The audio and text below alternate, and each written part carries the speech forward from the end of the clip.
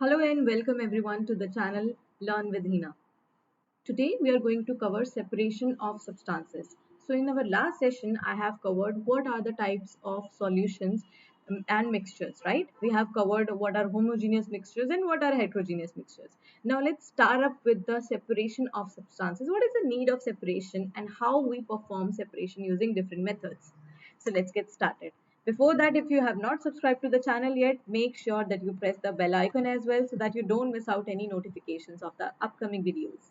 Okay, so what happens? Sometimes it happens that whatever solution या फिर कोई भी एक mixture आपके पास है, right? You have a mixture that has some kind of impurities mixed to it, right?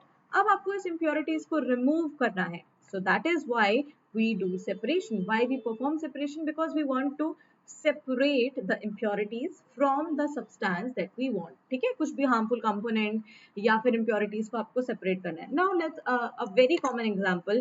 आप अपने घर में you can see आप राइस बनाने हैं let's suppose.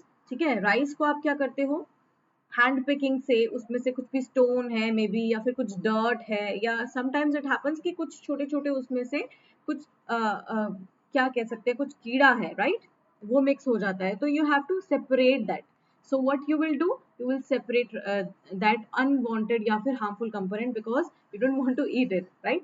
तो ये क्या कर रहे हैं, हम सेपरेट कर रहे हैं इम्प्योरिटीज को. देन wheat में से या फिर pulses में से. So this is a common example that you can see at home. आप अपने घरों में भी देखते हो कि wheat में से या pulses में से आपकी mothers हैं कैसे उसमें से unwanted component, that can be any insect, that can be any sort of worm or that can be stones or pebbles, आप उसमें से remove करते हो. So that is what separation is all about. That is why we need to separate, to remove the unuseful or harmful component. दाल में कुछ काला है, आपने सुना है ना, तो दाल में कुछ काला है, वो उस काले को हमने क्या करना है, रिमूव करना है. That is what we do in separation. And this is the common method जो कि सेपरेट, जिसमें आप हैंड पिकिंग में क्या करते हो, you separate the impurities like pieces of dirt, stone और हस्क फ्रॉम व्हीट, राइस और पल्सेस, जो मैंने अभी आपको बताया, जो कॉमन आप घर में कर सकते हो. That is by hand picking. You must have seen your mother's in your kitchen right, कि वो क्या करते हैं, राइस या फिर पल्सेस में से when you have to cook it, तो आप उसमें से कुछ भी डर्ट या फिर स्टोन पार्टिकल्स को रिमूव करते हो राइट. दाल में कुछ काला है वाली बात. तो क्या, this is performed by the method of hand picking. Now there is one more process. आप NCERT में there is a complete process कि wheat को कैसे obtain करते हैं, wheat में से क्या क्या separation होती है. So first step here involves threshing, and before that I'm going to explain what is happening here. So threshing में क्या होता है, so there is a chaff, right? This is a chaff, this is an unwanted chef. जब leaves इसकी dry हो चुकी हैं, wheat की ग्रेन सारी ड्राई, आपको ग्रेन को ऑब्टेन करना है वीट के, एंड दिस एंटायर जो भी आपने उसकी क्रॉप्स हैं उसको ड्राई कर लिया. ठीक है, this is dried up in sun, and what happens, this chaff is something that is unwanted. We don't want to eat it. This is not for eating, right? This is not the edible part. So the edible part is the grain that we want. So what we will do, we will use the first step of separation, that is threshing. Hand picking से अगर आप एक एक को अलग करते रह गए तो भाई आपका तो हो गया काम. फार्मर्स यही तो नहीं करते रहेंगे ना, एक एक ही सिर्फ आपकी शाफ्ट की स्टिक तो है नहीं. ठीक है, तो what will happen, so there is a method of manual threshing and there is a machines are also used for it.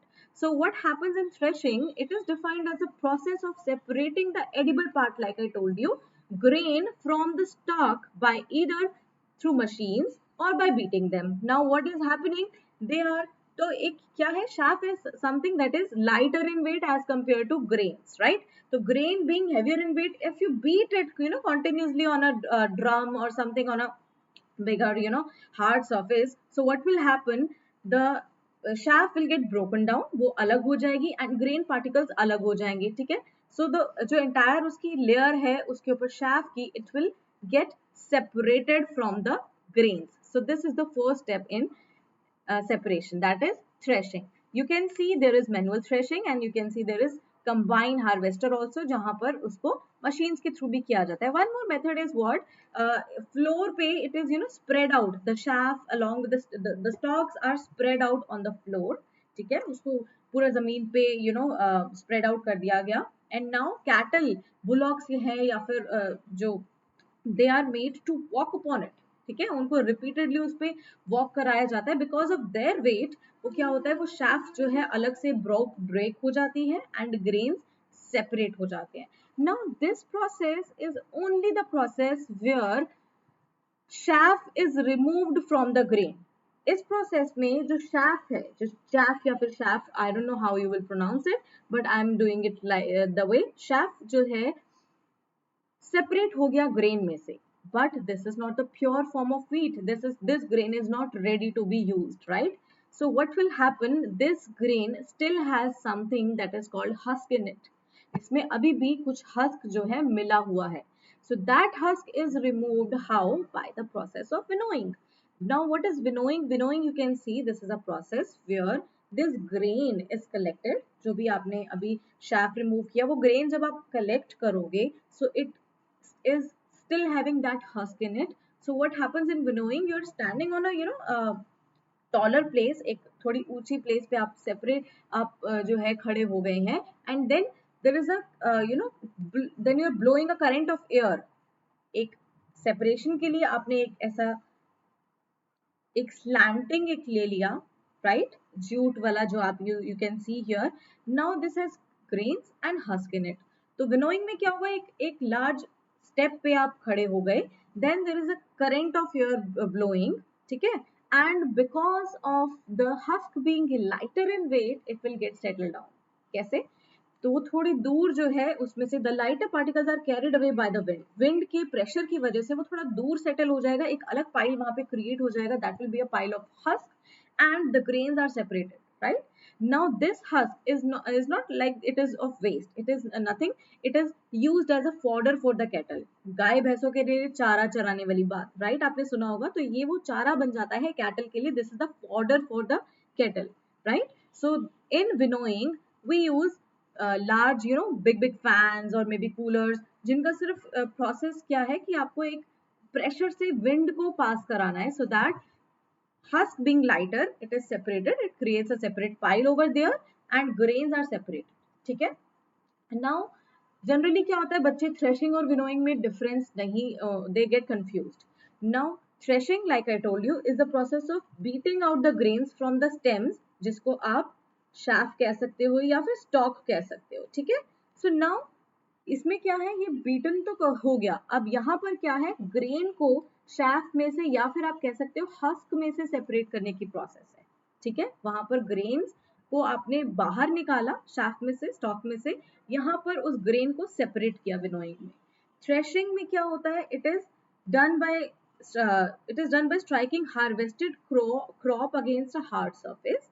But here आप क्या करते हो, एक विंड का यूज करते हो, यू ब्लो विंड बहुत प्रेशर से. ठीक है. थ्रेशिंग कैन बी डन इधर मैनुअली या फिर इसको एनिमल्स के थ्रू किया जाता है, जिसे थ्रेशर कहते हैं. विनोइंग में we use a winnowing machine, that can be any machine that is blowing speed, high speed पे प्रेशर से एयर ब्लो कर रही है. Now threshing is done before winnowing. Winnowing आप अगर शाफ्ट से सेपरेटेड ही नहीं है, स्टॉक से ग्रेन सेपरेटेड नहीं है, you cannot do that, right? So first threshing is done, then once that stalk is separated, then उसमें से husk को remove करने के लिए, which is done immediately after threshing, वो की जाती है process that is called winnowing. I hope ये आपको अच्छे से clear हुआ होगा. Winnowing में it is done immediately after threshing because यहाँ पर अब हमारे पास husk जो है उसमें mix है, that we have to do, right? Now what is sieving? अब सीविंग में क्या है, अब ये जो स्टेज पे हमारे पास कलेक्ट हुआ, राइट, ये भी ऐसा नहीं है कि ये प्योर है. This is again having some kind of husk और some kind of dirt attached to it, right.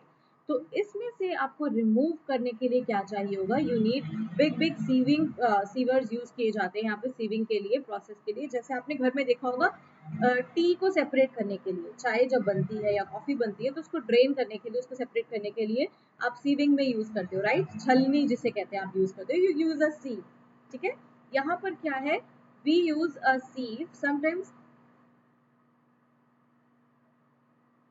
is done with the help of a sieve, where what happens it is अलग अलग जो डर्ट है वो ऊपर collect हो जाती है एंड बाकी का जो भी वीट है वो हमें नीचे सेटल डाउन हो जाता है, एक सेपरेट कंटेनर में उसको कलेक्ट कर दिया जाता है. So this is how wheat की एंटायर प्रोसेस की जाती है, right. These are the methods of separation. So we have learned threshing, winnowing, right, hand picking and sieving.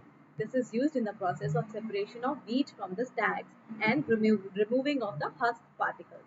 I hope this is very much clear to you. I'll see you in the next video. Thank you and bye-bye. And if you have not subscribed to the channel yet, make sure that you subscribe to it and share it with your friends as well. So thank you and take care.